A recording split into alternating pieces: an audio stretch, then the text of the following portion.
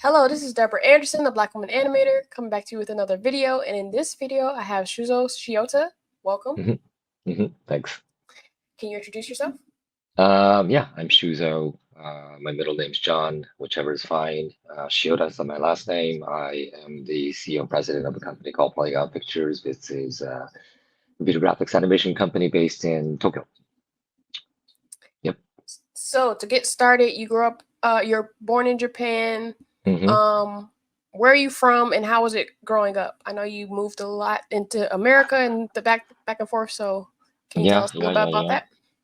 I was born in Japan, in a city near a place called Kobe, which is, known internationally now because of the beef, even though that's not the only thing we do in Kobe.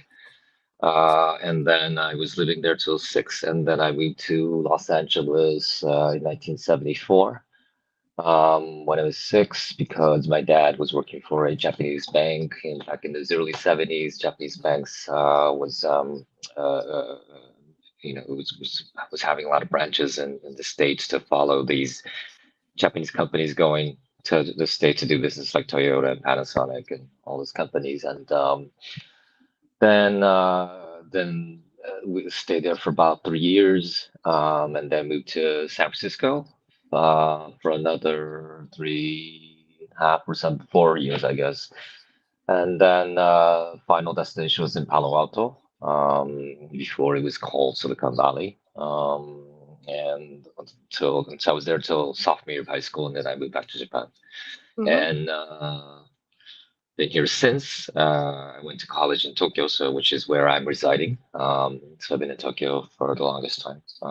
So yeah. So with you, being from Japan, hmm moving to America, going back to Japan, particularly as a teenager, hmm um, what does that mean for your identity? Yeah, that's a good question. So in the early 70s, being Asian in general was really not cool at all. Um, I remember like in my elementary school, people used to. I mean, first of all, my English was crappy, of course, because I couldn't speak the language, and but it took me about 10 months to learn the language, and then people started. I remember people saying like, "Oh, Shuzo, you guys eat fish raw, don't you?" And then so just the notion of like, sushi, everybody's saying sushi is, I love sushi, I love anime, like all these things that people lavish about Japan these days seem like a dream to me now, in retrospect. Yeah. Because again, being Asian in general was not cool. There was very different, little differentiation between being Japanese, being Korean, being Chinese, being Philippines. The other big question I always used to get is like, oh, Shuzo, do you know how to do Kung Fu? And which is a wrong question because Kung Fu is Chinese and karate is Japanese. And so Mm-hmm. it got to a point where I got like, tired of like explaining myself, and I just say yes to everything. And I never did any sort of martial arts ever in my life, but I learned a few like jujitsu tricks, just two of them, just to pass off the question. Right. Um, so I spent uh, 9 years of my stay in the States, trying to be as American as possible. Again, I mean, and my dad and my mom just so happened to live in neighborhoods where it's predominantly white. And I was born Mm-hmm. a Catholic, and so I was sent to a Catholic school all through my education. And again, which is schools which were predominantly white. Mm-hmm. My younger sister and I were usually the only Japanese, in those schools. So yeah, but my mission was to behave as American as possible, and I got Mm-hmm. pretty good at it by the time I was in high school. At which point my dad, got sent back to Japan because we were only supposed to be there for 3 years, and he moved branches 3 times there before we were there for 9 years. But just when I got to be pretty good at it at 15 and a half and 6 months from getting my driver's license, which was the biggest, objective at that Yeah. time, to be part of a cool kids and to party and stuff, and Palo Alto was pretty cool. It was very progressive even then. Mm-hmm. Then I got sent back to Japan, which was a 180 degrees different world, you know. I mean, high school, sophomore year of high school, I was drinking already, smoking weed. It's like, again, it was doing things that high school students Yeah. do. And then I go back to Japan, which we have different school systems. I'm in third year of junior high school, Mm-hmm. wearing uniforms, and in that school district I went, we had to shave our heads. Mm. And, I mean, really different world. So that was a blowback. And I spent the next few months trying to be Japanese, reacquaint myself to the Japanese school system, which I knew nothing about. I've only learned it in like, Japanese mangas, and Right. um, so I did a 180-degree turn of trying to be again as Asian as possible. Um, and which was a good thing. And so retrospect, there were some hardships, of course, but I kind of, by that time, I kind of accepted the fact that being different was Yeah. my advantage. And so trying to assimilate myself into different cultures and finding myself always in between has become my advantage. Mm-hmm. It's become my edge, all through my adulthood. So those are the backgrounds that turned me into what I am. I think in retrospect, I can see the American culture from a perspective that most Americans can't. Mm-hmm. And likewise with the Japanese culture. Um, and I think I know more of the Japanese culture and the Japaneseness more than most Japanese because I see from a perspective. Right. So yeah, that's my background. So did you have, I know you interned and worked in steel and then Mhm. transitioned into animation in your Mhm. childhood. Did you have any connection with animation? Basically not. Of course, I would watch as a kid in Japan. I would watch things like Speed Racer Mm-hmm. and Gatchaman and stuff, and then going to the States, I would watch the Saturday morning cartoons.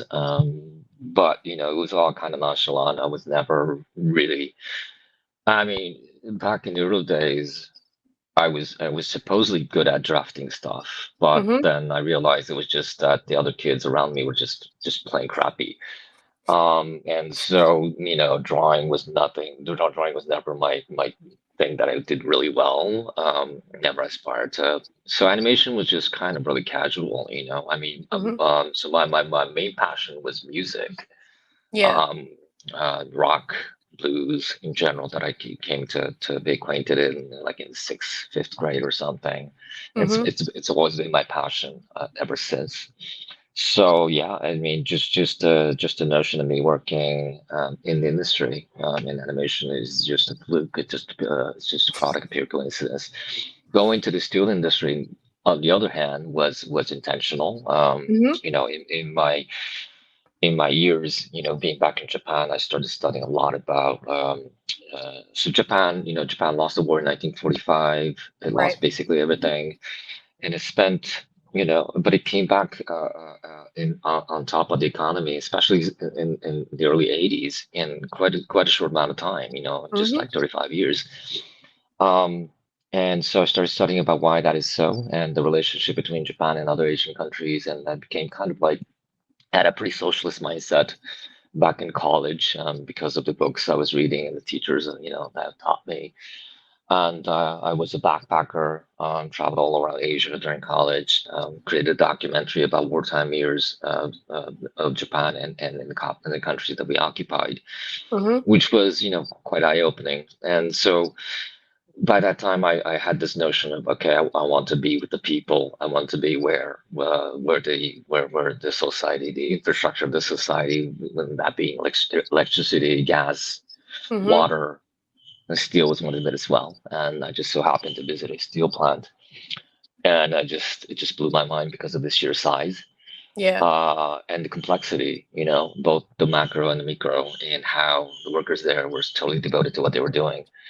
Um, it just felt like a really good social cause, and so that's why I joined. But like after 6 years. But the funny thing about Japanese companies is that they commission you to a division not based on what you want to do, but what the human resources team thinks that you can do, which is Mm-hmm. probably right because I don't know anything about working, at the time that I'm coming to a company, so they put me into this division where we were making notebook computers. So it was the Mm-hmm. first. I was working for a company called Nippon Steel, which is the biggest steel company to this date in Japan and at a certain point in the world. And it was the first time the company was creating like commodities for the customer directly. And that was my first encounter with computers. Mm-hmm.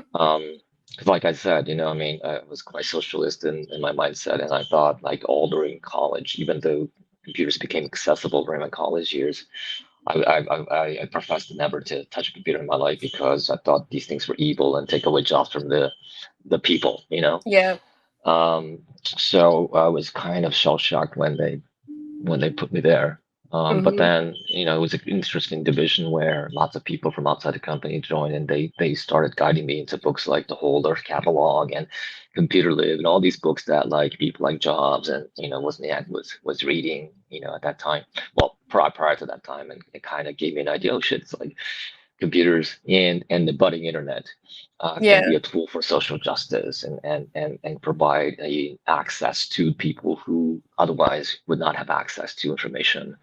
So Right. that kind of like motivated me to know more about computers and the internet and stuff. And but after 6 years working in a company, it was great. However, I had this itch of I was 28 and became 28. Had my first marriage, had my daughter ready, but then I had this rush where I need to be accomplished by age 30, and Mm-hmm. so I got really antsy by the time I got 28. Um, I got married, that done, still not accomplished, and so that probably means I need to accomplish something at work. But I'm a generalist, and so I kind of felt like I wouldn't make it in time, and so I got Yeah. so antsy to the point that I was discussing with my senior who quit the company before I did, and he got pretty tired probably of me being like wow, what should I do? What should I do? And I was probably thinking, who the fuck? I mean, how what I know? And he got to and he probably and he says like Shuzo man, it's like if you're so antsy, why don't you just quit, and figure it out? And which I did. Mm-hmm. And I told him, and then he go, "Oh shit, you quit? Like what are you gonna do?" It's like I haven't figured it out yet. It's like, oh man, it's like, and so he just so happened to be consulting for Polygon, my Mm-hmm. company. And so it's like, oh well, if you're not doing anything, there's this gig that I'm doing for this company called Polygon Pictures. They're doing this thing called computer graphics. It was 1996.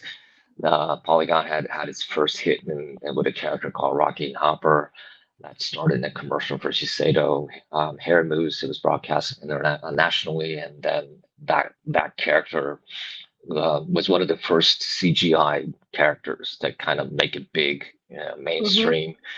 People caught on. People were asking, "What's that? What are those penguin characters?" And they started asking for merchandise, which Polygon started making and made and just in a few years, it made a lot of money just creating merchandise.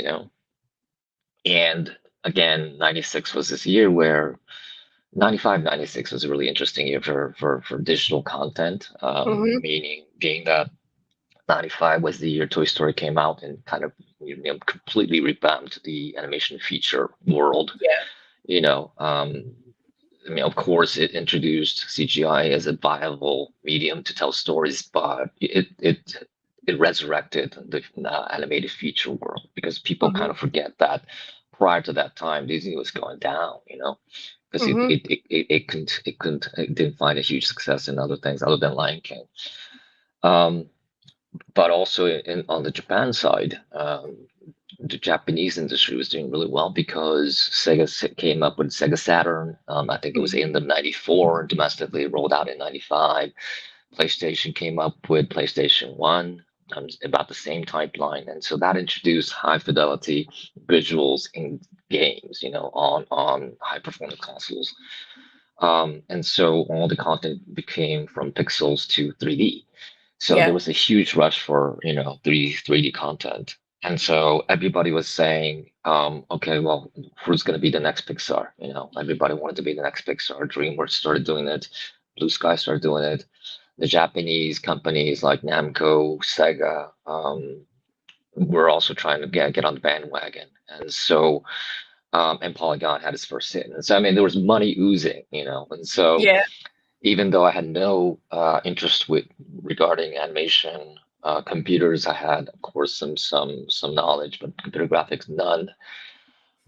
It was basically I didn't have a job, so there was Mm-hmm. a job, and it seemed lucrative, you know, because money was oozing, and there was one project that I first got on, finished in about 3 months. However, the next project was about Polygon joining hands with Namco at that time, along with Sony Computer Entertainment at that time, for the purpose of making a $80 million film for destined for Hollywood.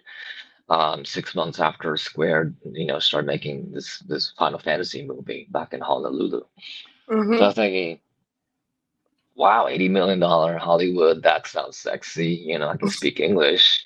Um, so that's kind of that was my entry into the industry. So pure fluke, um, not because of love of animation. Right. Maybe the commonality was that we were making stuff, you know, Mm-hmm. and so in the process of making a feature film, we had no knowledge. The internet was still, you know, in its budding stage, and so we started looking at Toy Story and end credit and kind of dissecting, you know, what positions there are and trying to guess, you know, what was the process. And Yeah. seemed like that there was a definite division of labor and that there was a workflow. Mm-hmm. And so that signaled to me, oh man, that's exactly like making steel, you know, but Mm-hmm. digitally. And so I thought, because I come from that background, I can probably figure this out, you know. And so that was my entry. So you spent your life and early career gathering all these experiences, and some of them were out of your hands, such as living in America at a young age, and others were choices that you made. Hmm. But then when you landed at Polygon Pictures, you said everything you'd done before made sense. So, what Hmm. advice can you give others on using their unique experiences to aid in having a successful career wherever you land? Well, I always say this to like when I talk to young people that, you know, it's we have two facets and that all of us born and we die, and we've been continuing this cycle for years. Mm-hmm. So there's a beginning and there's an ending, and we haven't really. Of course, technology has advanced, but we've sacrificed stuff in the process as well. So as a whole, it's like a zero-sum game, Yeah. that we've not progressed immensely, nor have we digressed immensely. We're just Mm-hmm. going around in circles. Yeah. However, in all these years that we humans have been, you know, in existence, there has never been a Shuzo John Shiota ever. Mm-hmm. However minutely the difference may be, of course, I take my genes from my dad and my mom and Mm-hmm. my grandfathers and my four, you know, ancestors, and so there are absolute similarities with my relatives. However, they're not exactly. There has never been my concoction, you know, and Right. so my saving grace is that we're just going around in circles, but however, there's never been a me, and so it's there are so many examples for me to look up to Mm-hmm. when I come upon an issue. There's a 99.9 chance that 9% chance that the same sort of issue has been confronted by our ancestors, even though in a Right. different field, and therefore that's why we go to school, you know, to Mm-hmm. learn from the successes and mistakes of our ancestors. And so it's a matter of how do you Google it or how you prompt it to come up with a solution that benefit, you know, that befits your current situation. Um, and my other saving grace is that because there has never been a me, there has never been an absolute the same concoction of the genes that I have. Mm-hmm. Um, by birth, by nature, I'm already original. You know, Yeah. I don't even have to try. It's by my existence, I'm already original. So it's just a matter of finding And it's because it's all in context. Whether your originality or edge fits the current climate of things, in Mm-hmm. your society, that might be an issue. Mm-hmm. Um, you may be too weird to fit the current climate, but you may be like genius like in 10 years from now. I Right. mean, lots of geniuses are like that. Um, so I mean, yeah, those are the two things I said. We're just, chill. We're just going around in circles. Most of what you are fearing or what you are wondering about has been done before, and to a Mm-hmm. certain degree. And so find a precursor to what that was, and just adapt it to the current times. Two, Yeah. don't fret about being original, because we are by existence purely original. And so Mm-hmm. the only issue is that you may not stand out in the current climate things, but there will come a time. Yeah. It's interesting because I've tried to start the conversation, whether like on my Facebook page or something, about that, like the advancement of humans, but then people automatically go to like like robot arms, and I'm like, no, like not technological at all. I'm talking about like emotionally, or like in the human space, like how can we evolve more? How can we have aliens not pass and think we're the ghetto, and not even be worth visiting? Like, how Hmm. can we like evolve to another plane that is detached from social, like technology? So yeah, that's interesting. Yeah. I mean, I think the same question has been asked by each generation of our Right. existence, and the answer lies. People have found their answer in the age of the generation, which is only kind of like meaningful in that particular time and age. Mm-hmm. Um, so it's just an ongoing thing, and I think it's just a matter of like you kind of being pretty cool about what your existence is at your current state. Mm-hmm. And that's what we're all kind of striving for. Yeah, I feel like for me as an American millennial, um, trying to, because I feel like we grew up in a time where everybody, like the side hustle was a big thing, and so trying to reprogram my brain to accept that just being and existing is okay, and I don't have to Hmm. do anything to Hmm. be worthy of anything. I can just Hmm. exist. So. Hmm. That's yeah. I think that's what people would call the peace of mind. Mm-hmm. Yes. Um. So in your TEDx talk, revolutionizing animation production, you talk about how structured processes and great management Hmm. is the key to creativity. Can you speak more to the ways that this idea can manifest and come to fruition? Well, it's an ongoing process, just as like, I mean, obviously my hint for that talk and that thought had come from being in a steel company and watching the manufacturing processes of this humongous, facility called a steel mill, going from natural resources of coal and fire to a final product that is a slate of steel that is 0.01 millimeter, imperfect. Mm-hmm. That degree of control, of like fire and natural resources to a product, and being created every day in a volume scale that is like unimaginable. And comparing that to what we do in animation, because like Mm-hmm. creative people, especially like in Japan, it's like creative process cannot be controlled. We have to be like in a free state. We cannot be controlled by processes, because creativity flows and like freedom or whatever. It's like but I find that bullshit. And that like Mm-hmm. I mean, we are, if so, we would have progressed very much more as humanity. Like I said, we're just going around in circles, and so basically the best thing we can do is make probably a 20% change, and what as opposed to what like our forefathers have done.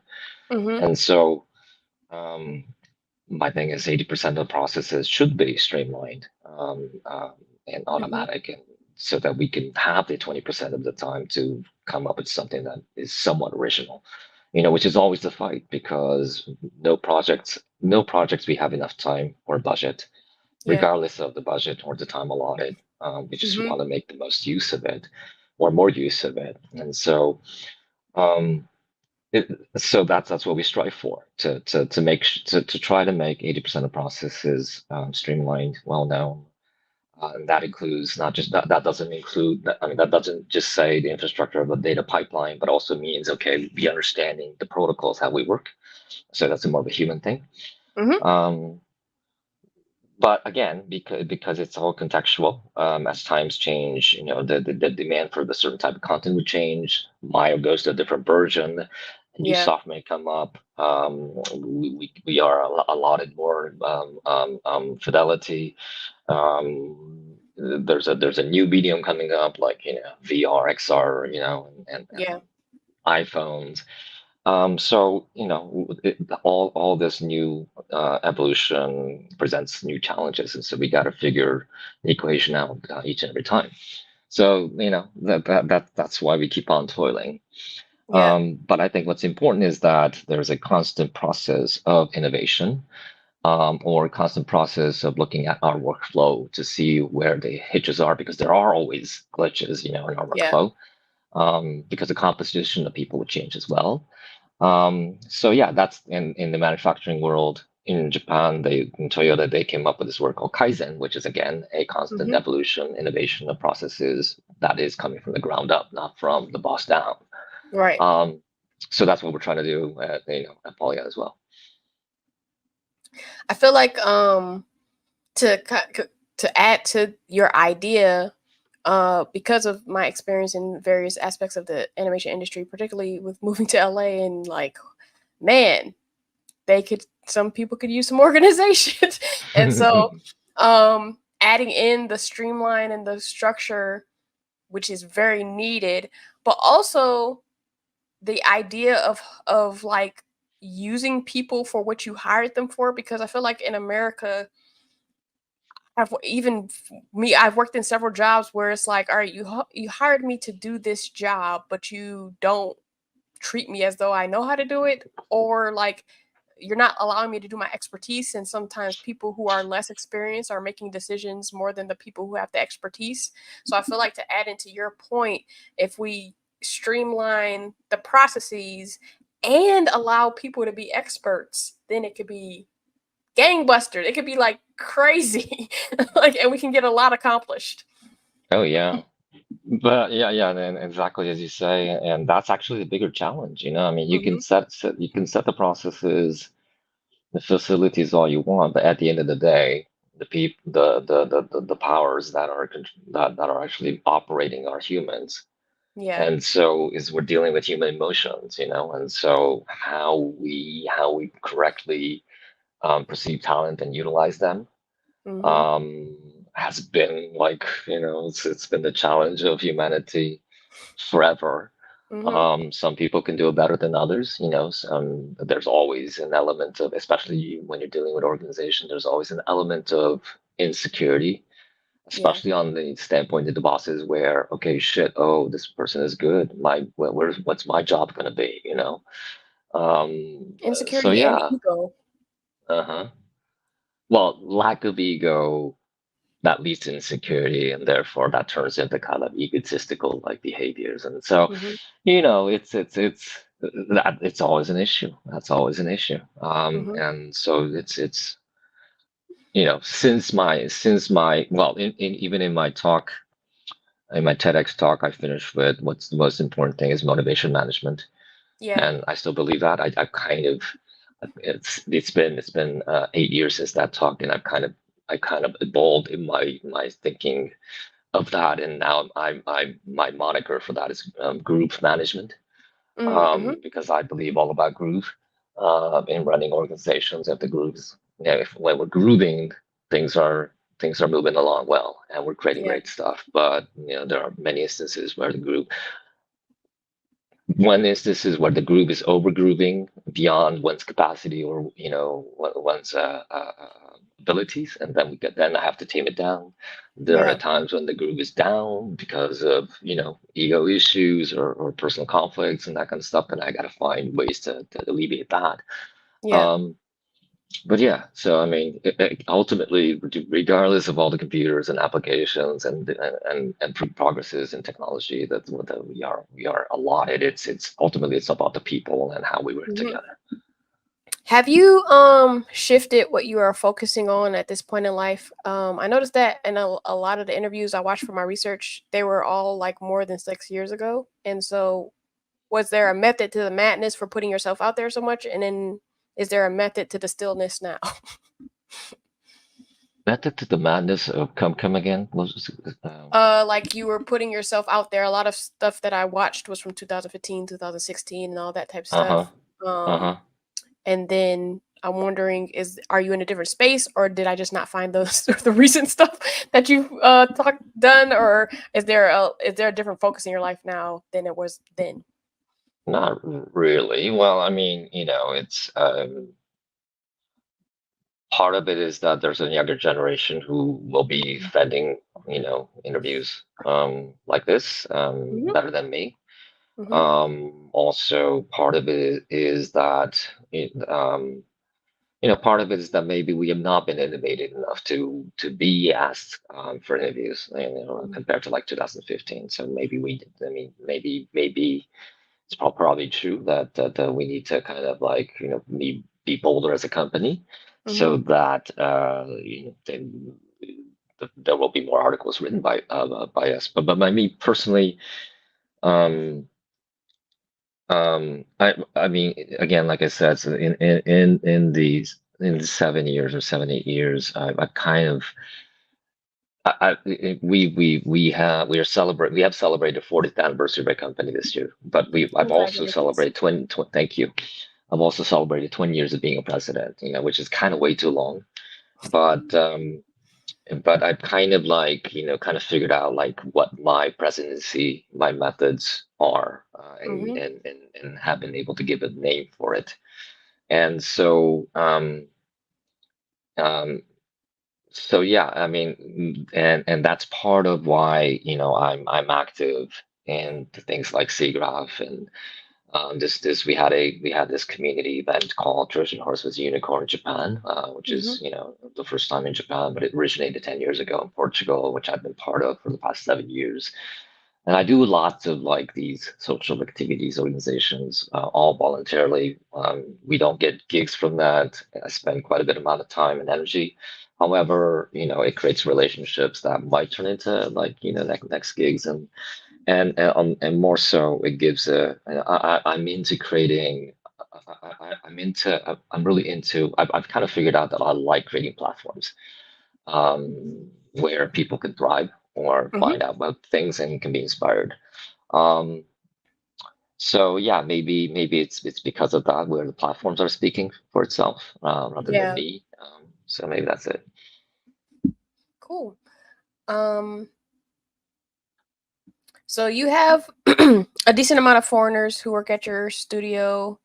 Mhm. I remember when I worked at BlkWmnAnimator in South Korea, I was like one of Yeah. maybe three foreigners that worked there Hmm. initially, and then I Hmm. helped some more people get jobs, and they started hiring more foreigners. Hmm. And one person was Roberto, who me and you met at MomoCon in Right. 2018, Hmm. and Roberto was there as well. Hmm. Um, but what are the dynamics of hiring foreigners in your studio, and like what are the benefits and the pain points? I mean, the dynamics are quite simple. That I mean, whether you're good or not, I mean, Hmm. and a good person. That's just the only thing. Process-wise, however, because of our visa situation in Japan, it's not that easy Hmm. to get working visas here in Japan, and some of it is illogical. In that, whether we deem this person really good if you don't have a college degree, university Yeah. degree, it's really hard to get a visa. Um, And lots of, geniuses forgo going to college because they're geniuses already and they don't need the education. And so we had instances where we, where we wanted to hire, but this person decided to get married early just to get a Yeah. visa. Well, not just to get a visa, but like they were going to get married anyway. But getting married was the one solution that he Yeah. found. Um, so there's that. Um, and I like hiring non-Japanese people because they stimulate us. I Mhm. mean, we are island country. We have a history of thousands of years, and we have a very distinct language and a distinct protocol in communicating, Yeah. which is quite often very hard to understand for non-Japanese. Mhm. But having foreigners in the workforce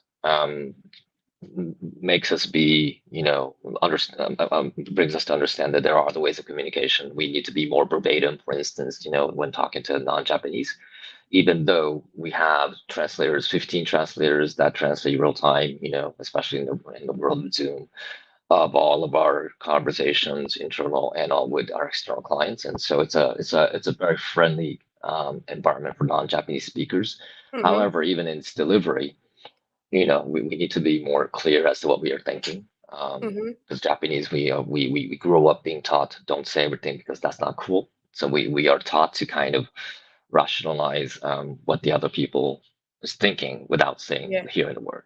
So that's a And that's a hard and there's sell. like a section in like when I took entrepreneurship in college, there's a section for like communicating with Asian people where you like they come to America, they say yes, and then they go home and then they say no, and it's like what happened? And so Yeah, usually the response is yes, let me think about it, but we don't say let me yeah, think about it, and therefore, the yes is understood as yeah. yes. But yeah, it's But all then it's quite like, contextual.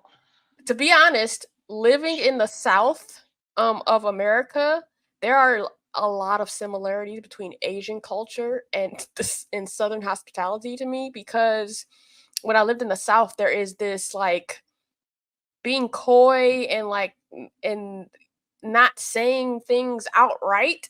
Like even Mhm. in the South, the idea of like the term "bless your heart" means you're stupid. Like and so That's like funny. like it's all this like facade kind of. Yeah. And I kind of see the similarities from living in Korea for a couple years where it's just like this saving face type thing and it's just like can y'all just communicate clearly please like Well, it just would save a lot of time. it's a protocol that Yeah. it's a protocol that has been generated over generations, Yeah. and if you've lived with that in that environment, you understand the Yeah. protocol. I mean, to the people in Kyoto, for instance, even amongst the Japanese, are notorious for that, being very passive aggressive. For instance, Mhm. like you overstay your welcome in places, at somebody's house in Kyoto, they would commend you for your watch. Oh, you have such a nice watch. The message is that get the hell out of my house. You've been here for too long.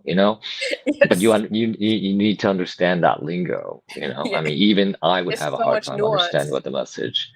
So, but I dig it. I mean, there are advantages to Yeah. sharing history and culture, Mhm.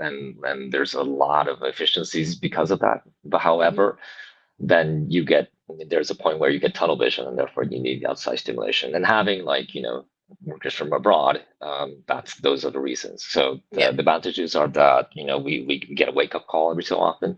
Yeah. The disadvantage, not so much, but again, we have to go beyond our protocol, and we have to go beyond our normal means, and that might Yeah. turn into certain non-efficiency at a certain time. But again, I think it turns into new ways of thinking and new ways of doing. So Yeah. generally, I think it's good. Are you still the lead singer of Rocky Hopper Chili Penguins? No, because that's a company band. That was a cover band for Red Hot Chili Peppers, and for two, I mean, a couple reasons. One being that because it's a company band and I'm the leader, but Mhm. it's an extracurricular activity.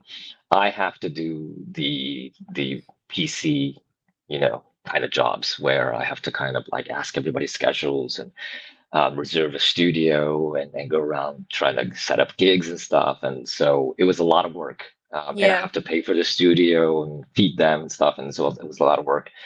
That's that I was, like, I started getting terrified, and two, because it's a Red Hot Chili Peppers cover band. There's the lyrics are so freaking wordy that my brain is no longer catching up, and so that band is no longer. However, I've been part of a band called Summer of Love, which I've been Okay. part of like for close to 10 years now, and it only plays rock from 67 to 72. Mm-hmm. And I'm not the leader, so I don't have to deal with reserving the studios and whatnot. And Mm-hmm. also because we're dealing with music from that time, the lyrics are much easier. There's a lot of repetition, so Yeah. I don't need the time to remember those lyrics. But music is still a huge part of my life. And like you said, it was like fifth or sixth grade. So how did that happen? I was just, I mean, kids during that time listen to radio stations, Yeah. and my first one was, I think, KFRC.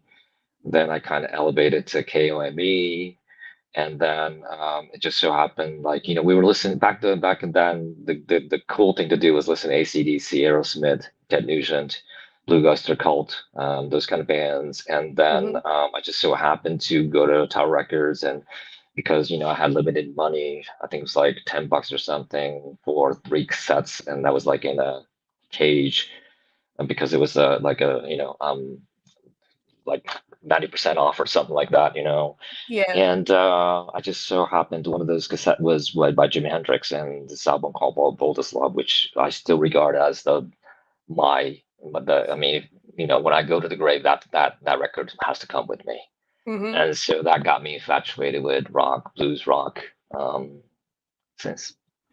If someone was producing a documentary about you, what things would you want them to highlight about your life outside of your work in animation? Um, boy, that's a hard question. Um, Boy, that's a hard question. I mean, if it's a documentary, it should highlight the fact, well, that, like I said, now I've learned that I thrive in creating social platforms, Mm-hmm. that people would be inspired and ideas would flow. But on the other hand, when I'm by myself, I'm pretty dull. And I would welcome, like, for instance, when I go to business trips, I love being in hotels because it's so in the script, and there's nothing that has any sort of, like, characteristics of my Mm-hmm. life. And if I don't have to go to meetings and stuff, I would just stay there. Like, even in a country that I've never been, I would just, like, stay in the hotel room butt naked, doing nothing, don't not turning anything on, no television, no Mm-hmm. whatever, and just roll around. That's my delight. And so there are these two extreme sides of me where I thrive in groups and communities, and one where I'm super dull when I'm alone. Yeah. So if anybody wants to kind of get into contact with you, how could they do that? I'm on, like, most social platforms, LinkedIn, Facebook, Twitter, Instagram, Mm-hmm. whatever. So I'm pretty out there. So yeah, I don't know if I'm gonna answer to each and everything, but Yeah. I'm out there. So I want to thank you for allowing me to highlight you. I really appreciate it. thank you for the opportunity. And to everyone out there, I want you to like so I know it's real, comment and tell me how you feel, subscribe to Citadel, and sign up for post notifications to show your zeal. And I'll see you in the next video. Peace.